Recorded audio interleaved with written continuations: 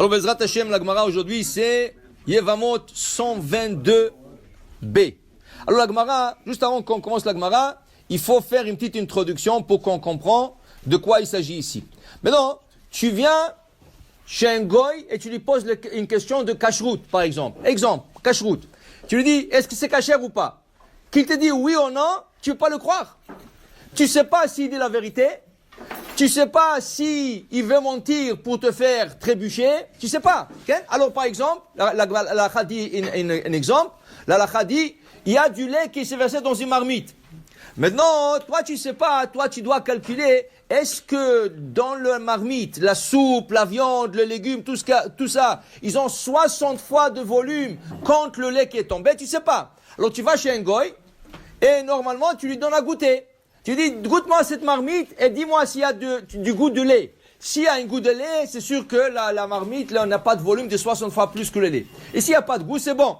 Maintenant, je ne peux pas lui poser la question directe. Pourquoi? Peut-être il va mentir. Il va dire, non, il n'y a pas.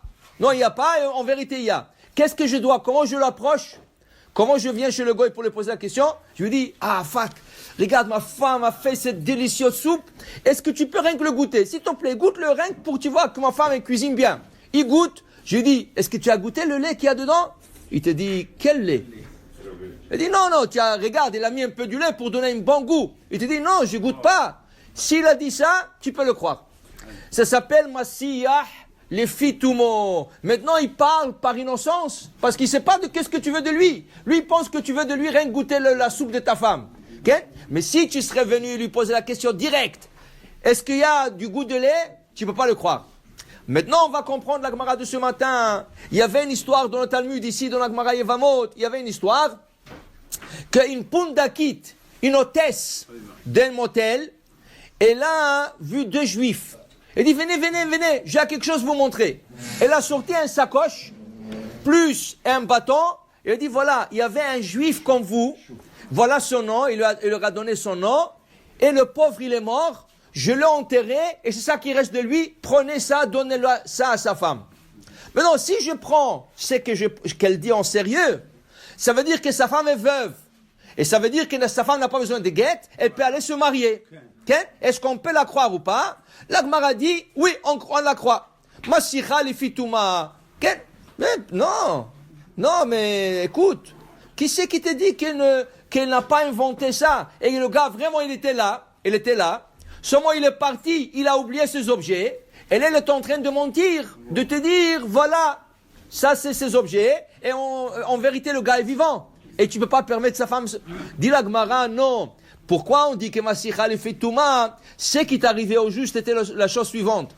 Quand les deux juifs sont rentrés chez elle dans le motel, elle a commencé à pleurer. Et là, ils lui ont posé la question, pourquoi tu pleures? Elle dit, parce qu'il y avait un juif comme vous, il était là. Et le lendemain, il est mort. Et je l'ai enterré. Et voilà son bâton. On ne lui a pas posé la question, est-ce que tu as vu tel et tel? Est-ce que tu sais qu'est-ce qui lui est arrivé? Et si elle aurait dit, il est mort et tout ça, on l'aurait pas pris au sérieux. Mais comme elle a parlé d'elle-même, ça s'appelle Masiyah le fitumo. Elle parlait d'elle-même et par innocence. Et pas par dire à la halakha, c'est oui, c'est non, c'est kasher, c'est pas kasher. Dans ce cas, on peut lui faire confiance. La Gemara continue avec une histoire, Maaseh be'adam echad, sheba lifnei Rabbi Tarfon. Il y avait un homme qui est venu devant Rabbi Tarfon. Et il lui a dit que, l'Aïd et Doutisha, il lui a dit, tu sais, tel et tel, qui était juif, est mort. Okay? Il dit, comment tu sais? Il dit, parce qu'il y avait un goy qui a couru après nous, pour nous tuer. Qu'est-ce qui est arrivé? Lui qui était rapide, dit la Gemara, il s'est accroché sur un figuier, ou pachro. Il a cassé une branche de ce figuier, et là il se retournait contre le goy, il lui a fait fuir. Et j'étais avec lui. Mais maintenant il a dit, il est mort. Alors Rabbi Tarfon lui a dit, Yashar kochacha Aryeh, Hazak ou Baruch Aryeh. Alors l'autre il lui dit, Amarlo yafe kivanta lishmi. Comment tu savais que je m'appelle Aryeh? Comment tu savais que je m'appelle Aryeh? Mais non, Rabbi Tarfon ne savait pas qu'il s'appelle Aryeh. Seulement il a dit, tu étais fort comme un lion pour courir après l'autre. Mais il s'avère qu'il s'appelait, le prénom il s'appelle Aryeh. Alors, Kachakorim oti be'iri, c'est ainsi qu'on m'appelle. On m'appelle Aryeh et je m'appelle Yochanan ben Yonatan Aryeh Mikfar Shichaya. Je m'appelle Yochanan ben Yonatan Aryeh du village de Shichaya. Donc, les Yamim, maintenant Rabbi Tarfon ne voulait pas faire quelque chose, ne voulait pas libérer la femme. Pour être sûr, ici, c'est vrai, c'est pas vrai. Alors qu'est-ce qui est arrivé? Les Yamim, Chalav Amet. Cette personne était mourant. Okay? Et Rabbi Tarfon est venu le visiter. Amar Lo, et lui a dit, Amar Tali, tu m'as dit que tu t'appelles Yochanan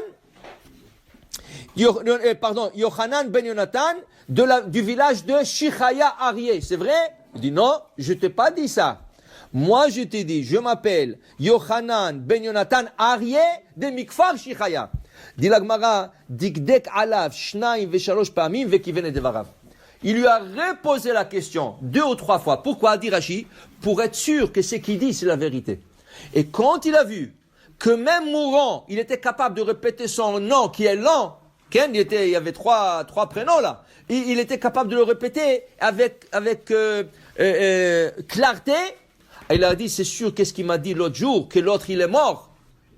Alors c'est sûr qu'il avait raison aussi. Ça veut dire qu'il n'a pas inventé ou il n'a pas pensé comme ça. C'est vrai. Et là, il est parti Rabbi Tarfon.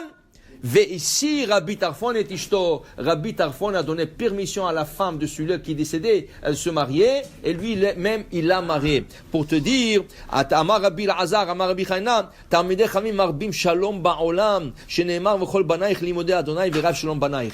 Le Chachamim, ils amènent le shalom. Pourquoi? Parce que le Dayan, il doit savoir comment poser ces questions. Et la même chose pour nous. Même pour nous. Dans la vie quotidienne, tu dois savoir comment poser la question. Okay?